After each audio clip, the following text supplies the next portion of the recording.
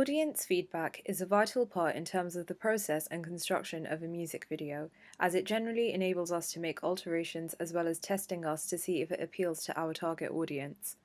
Receiving feedback meant that we as a group had to get other individuals' opinions and suggestions on what kind of improvements to make, as well as stating what we did well. The ultimate purpose is that it is for the audience, selling the artist's image and presenting them as a role model for younger girls who aspire to be like the artist. The audience theory suggests that in order to construct a music video, it is important to acknowledge the audience and construction. Individuals have different ways of consuming texts. The challenging part was picking the right audience at the right point, as picking the right audience is essential because they are the ones that consume the product. When asking for feedback for our initial first draft, people within the focus group told us that we had improvements to make. These individuals who participated also completed the survey we made as a group, as they are familiar with the indie pop genre, therefore their feedback was very useful in terms of our process of making improvements.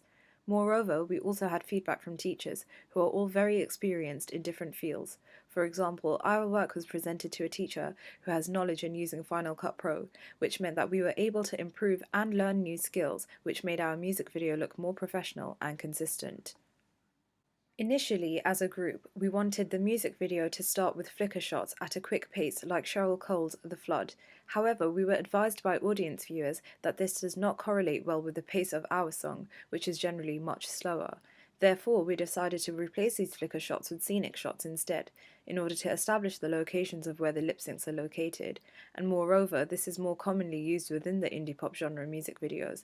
Thus, this audience member feedback helped us to conform more to the indie pop genre. However, the flicker shots are also a typical convention used within the indie pop genre, so we did not completely take the suggestions on board because we are trying to justify that this is something that is used within the indie pop genre. For example, the recurring shot of the hands drifting apart appears continuously throughout the music video. Another suggestion made by audience viewers as well as ourselves after watching the first draft was that there were too many lip-syncing scenes in various locations, and subsequently meant that it prevented continuity between the shots.